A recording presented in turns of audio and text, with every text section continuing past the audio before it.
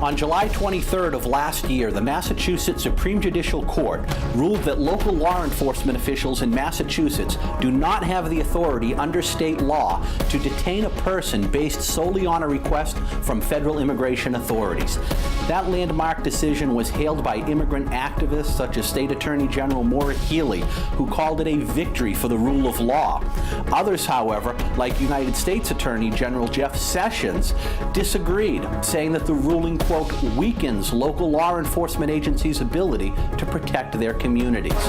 Since that ruling, the Massachusetts state legislature has been working on bills which attempt to address this ruling by writing a state law which would allow local law enforcement to cooperate ICE within defined parameters. Those parameters, however, have set off an emotional debate within the Commonwealth. The proposed legislation is called the Safe Communities Act by supporters, while opponents call it a sanctuary state bill. Leominster State Representative Natalie Higgins has signed on as a co-sponsor to this legislation and has since been lambasted continually by the conservative advocacy group Mass Fiscal Alliance, who have spent a lot of money sending out mailers in the city accusing Representative Higgins of putting public safety in jeopardy by supporting this bill. Today, we have invited State Representative Higgins onto our show to explain her support for this bill and why she thinks this is the right direction to go in. However, we have also invited Fitchburg Police Chief Ernest Martineau to join us at this table and discuss his views as it relates to the bill's impact on public safety. This should be an interesting half hour, and this conversation begins right now.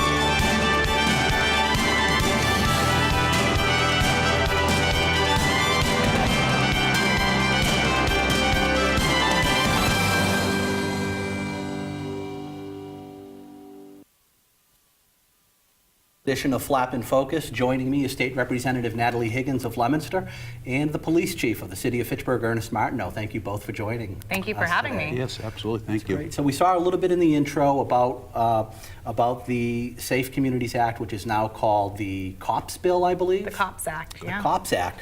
So, and that was precipitated by the Lund versus Commonwealth decision, where the court determined that there was no federal law, nor was there any state law, which really set the parameters and allowed local law enforcement officials in Massachusetts to cooperate with federal authorities when it came to immigration detainers. So there needed to be some legislation that was drawn up to do that. Now, you must have known this was going to be a hot button issue, an emotional issue. You come from a city that, while there is some diversity, it's about 80% white, it has a purple streak running through it.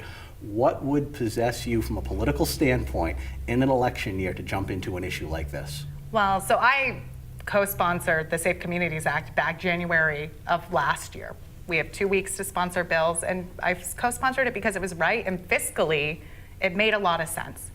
For me, it was, if we're going to have the federal government ask our local and state police to take on more roles that typically immigration agents do, we got to make sure that they have the money to be able to do that. So for me, that was the underlying piece of that. And through my work with Phenom and other nonprofits, I've come into contact with a lot of dreamers, students who kind of came here as kids with their parents and were kind of given a somewhat ambiguous path to remain here, and I was worried about what was going to happen on the federal level if those protections were removed. Okay. Chief Martineau, your main job as police chief of the city of Fitchburg is to do everything you can to provide for the public safety of its residents. Absolutely. My job is to protect all 42,000 residents of the city of Fitchburg, no matter what their status is. That is what I'm tasked with each and every day, is to protect the entire city of Fitchburg. And as you made a comment earlier about the representative's hometown of Leominster, Fitchburg is a little more entrenched in diversity. I think that's what's made our city the specialness it has within it.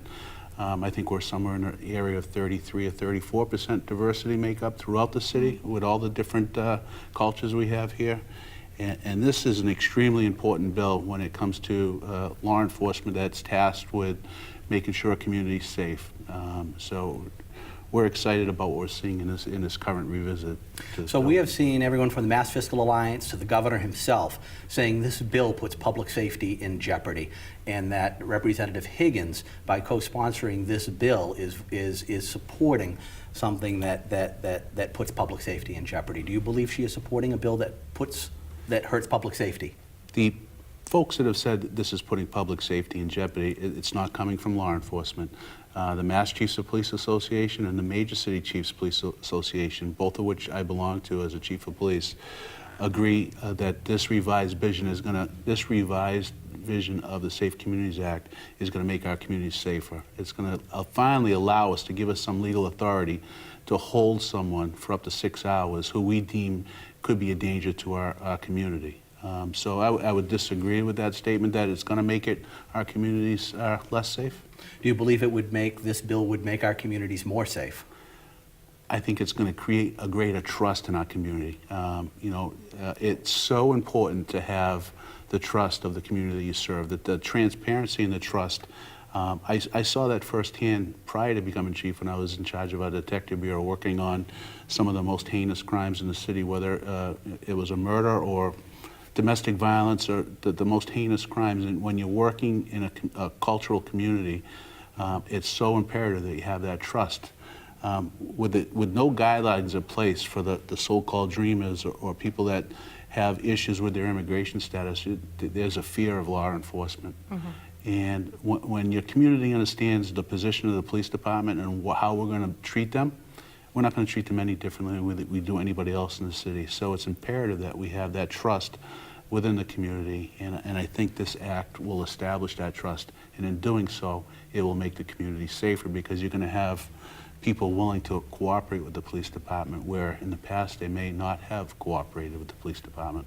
Yeah, I was about to bring that up. The police chief in Somerville, the city of Somerville, created their own version of being a safe and welcoming community with their own standards. And the police chief in Somerville said that in the past, a lot of people that were here and undocumented people that were here that may have been witnesses to a crime would not come forward, that would not cooperate with police in telling them what they know, that they even would not bring a child to a hospital emergency room.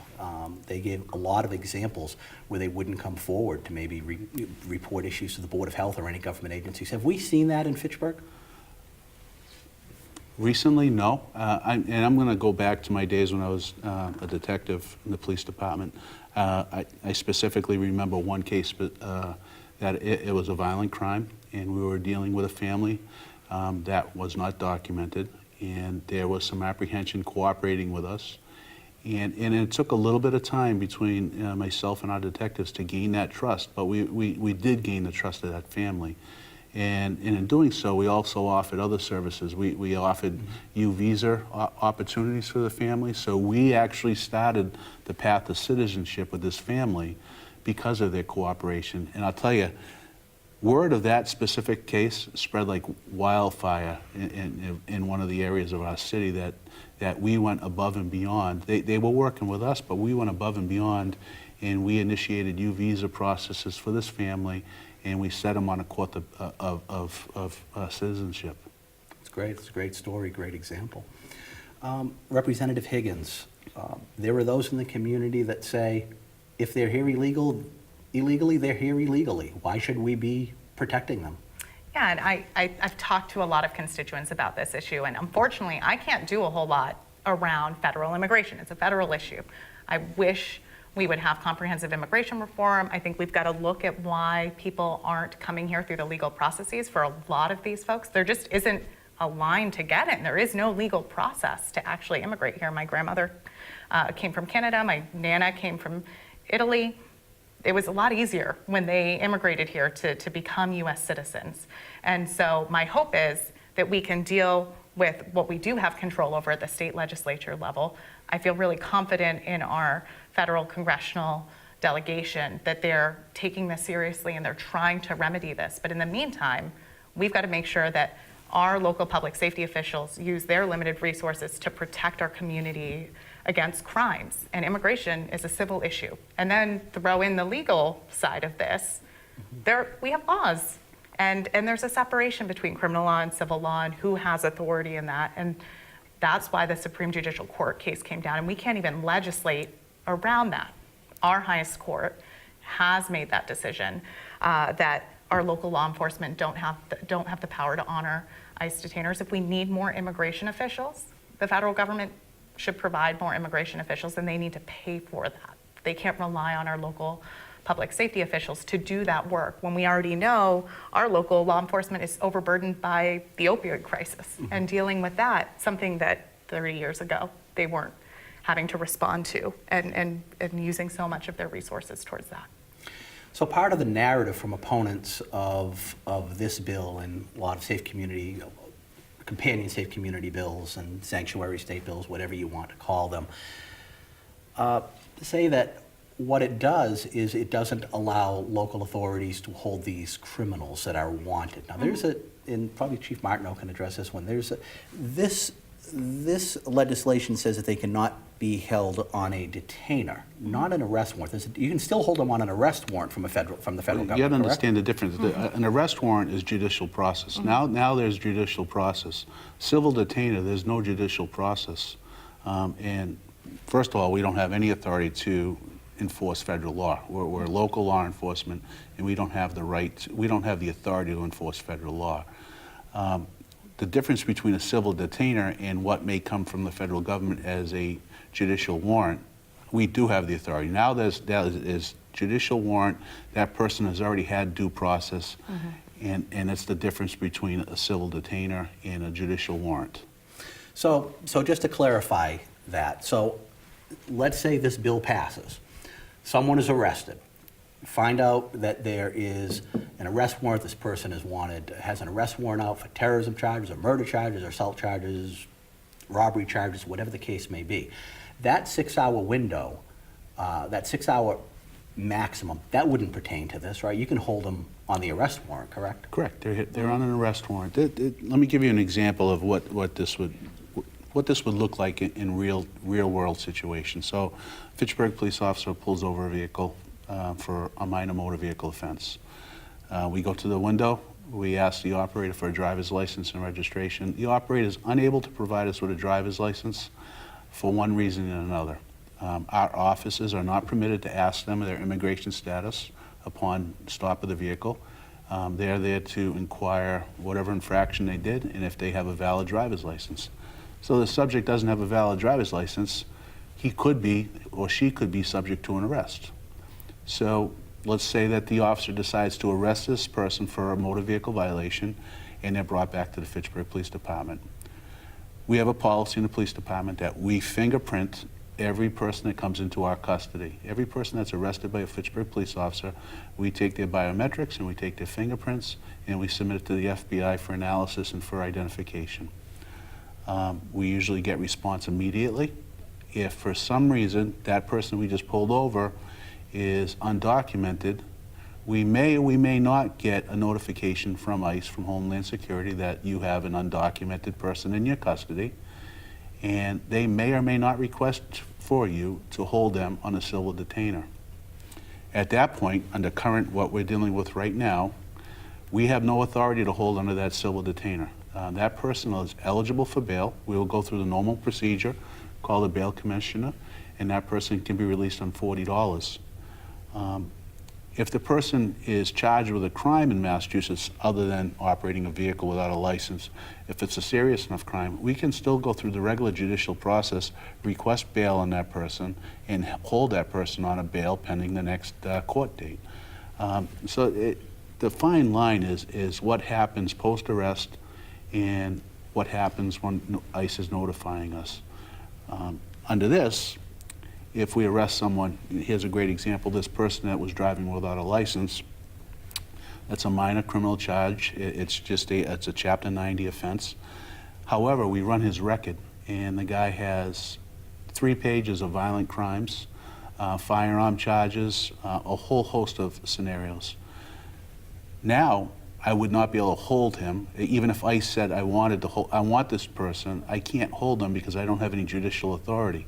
Well, we know he's in our custody for a minor offense, but we're also well aware of their past criminal behavior. And based on that, we would be able to hold them for that 6-hour window, thus making the community safer and allow ICE the opportunity to come and pick them up. We're not transporting them. We're going to hold them. We're going to notify immigration officials. He's here. If you want them, come and get them. And right now you cannot do that, correct? You cannot.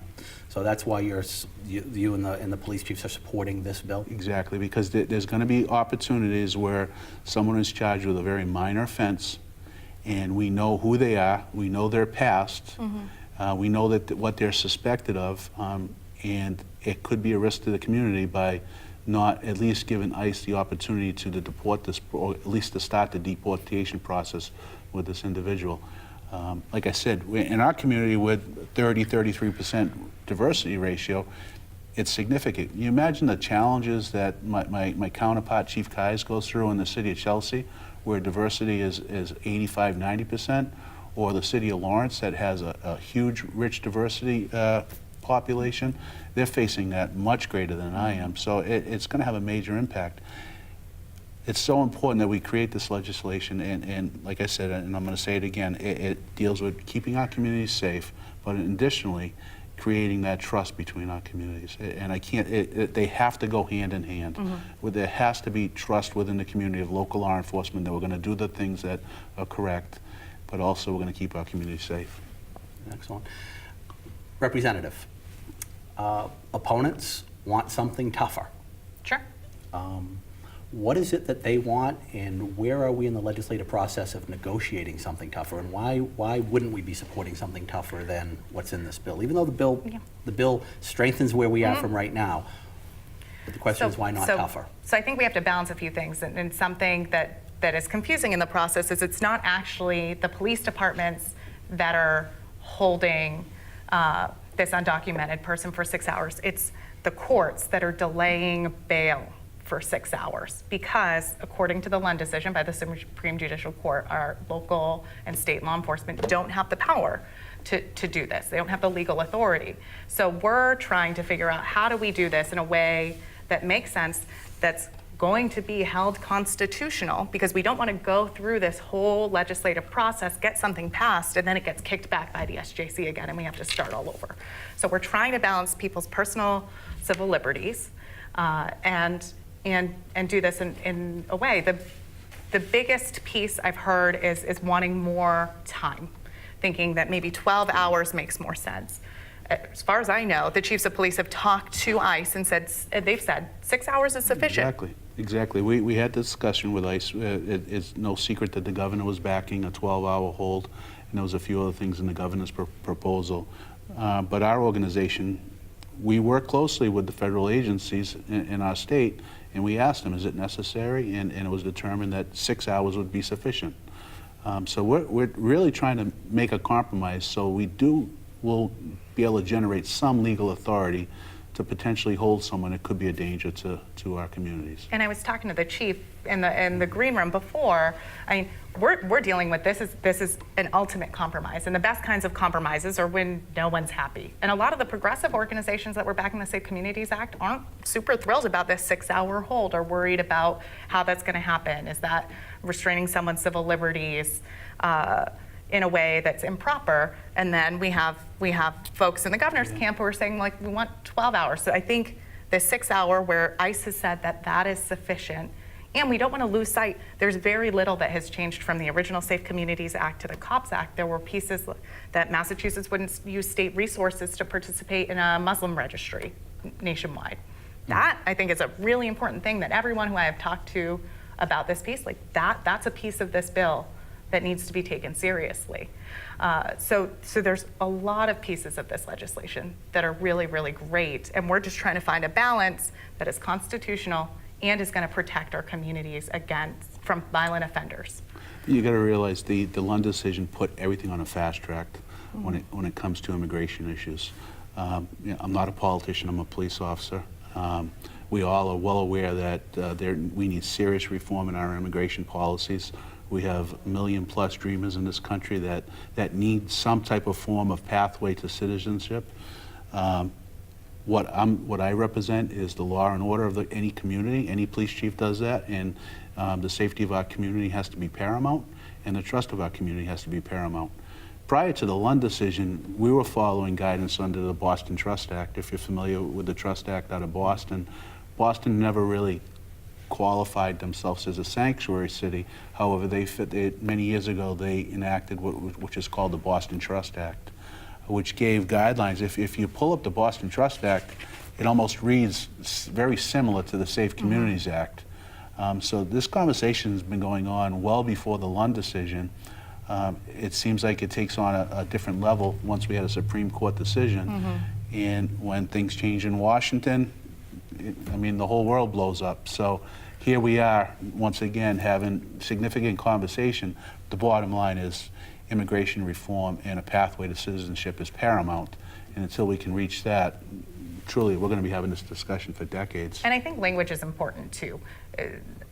A lot of folks have been concerned. There was a flyer that went out in Leominster that said I was trying to make Leominster a sanctuary city. Robin, I think we have that flyer. If we could put that up on the screen, we can see what the representative's talking about. Go ahead, Representative. Yeah, so for folks who've seen this flyer, apparently I have a lot of power. I'm single-handedly capable of making Leominster a sanctuary city. I can assure Leominster residents and anyone in the neighboring community, I haven't heard anything about Leominster becoming a sanctuary city. I haven't heard the city councilors presenting that. And I think it's unfair for us as a community, or for me as a state representative, to promise someone who's undocumented. I know people who are undocumented, who are students at our local community colleges and state universities, that somehow I can protect them and that we can keep them safe. If ICE wants to deport someone who is here without proper documentation, they're going to do it. And there's not a whole lot that I can do to get in the way of that. So I also am worried about giving this false sense that we can protect them from this. Do I wish that we could figure out a way to fix the immigration system and make it better and make sure that everyone is following those rules? Absolutely. But I can't do that myself at the state level. I couldn't agree with this, the representative more on this issue. I never liked the term sanctuary city, because to me it's a false hope. And if you're giving that false hope to a certain segment of the community, you're not being fair or true to that segment. It's a term that had no teeth behind it. There was no legislation behind it.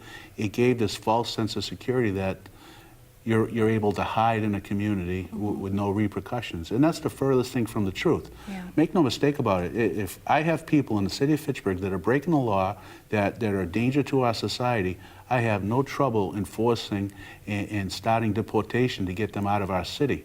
But there is another segment that are hardworking people that just have an inability to get a pathway to citizenship at this point. So calling a city a sanctuary city just gives that false hope, and it's not reflective of who we should be. I think this is a step in the right direction. I think this gives some legal authority. This gives a little bit of protection and guidance for local law enforcement. And then on the bigger picture, on the national scale, then we could start talking about pathways to citizenship. But sanctuary city is just that it's not a term that is used properly, and it really gives false hope to communities. And as you said, under this bill, if this bill was enacted into law, if there was someone out there with an arrest warrant out for committing a crime, that would not be subject to that 6-hour window. You would hold them, and they're going to jail. Yeah. And there was never an intent with the Safe Communities Act or the Cops Act to protect folks who are committing crimes in our community. That was never the goal. So it's disingenuous to say that we were trying to create a sanctuary for every single undocumented person, especially the flyer itself suggested undocumented criminals. Right, and if you look in the backstory of the Lund decision, if you look at Lund, he was born to Cambodian parents at a Thai refugee camp. Neither country would recognize him as a citizen, so when they tried to deport him, neither country would take him, so he ended up staying in federal custody for quite a while, and it was ruled by the courts that his due process was violated. So there's a lot of different reasons why someone may be undocumented. It could be refugees coming, fleeing from a war-torn area or violence, or their visa expired, and but they haven't committed any crime. So is the city of Fitchburg, and either politically or in the police department, doing anything outreaching into the minority communities to have them feel safe and welcome and know that they're not going to be, thrown in jail and deported if their only crime is being undocumented? Yeah, I think we, in the last, I'll take credit for the last 3.5 years that I've been chief, but even prior to myself becoming the chief, we've always been a very progressive police department. In the last 3 years, I'm trying to get back to our roots in community policing, establishing ancillary units within the police department that are not tied to radio calls, and their job is to be part of the community. In fact, I have a unit called the Community Engagement Unit at the police department, and specifically, we're going out to community events. I want our police officers to get involved in as much as they can out in the community, because if you break down those barriers and you create a trusting relationship with the people you serve, you're going to be extremely successful. And we're really seeing that. There's a turn in the city that we're seeing firsthand right now, and there's just a new rejuvenation of life and excitement in the city. And I can't take credit. Credit has to go to our mayor, our city council, but a lot of it has to do with trust. Our community trusts the people that are serving it, not just police officers, but firefighters and our councilors and our mayor. So I can't express that word enough. Trust and transparency within the city, and when you have 30% of your city that has some type of diversity to it, they're part of our community, and it's extremely important that we form those types of relationships. Representative, where does this legislation stand now, and what are the prospects for it going forward? So the lead sponsors, Jamie Aldridge, who's the senator from Acton, and Juana Matias, who's the representative from Lawrence, are working and have worked with the chiefs of police to, I think, draft a really, really great compromise in the COPS Act.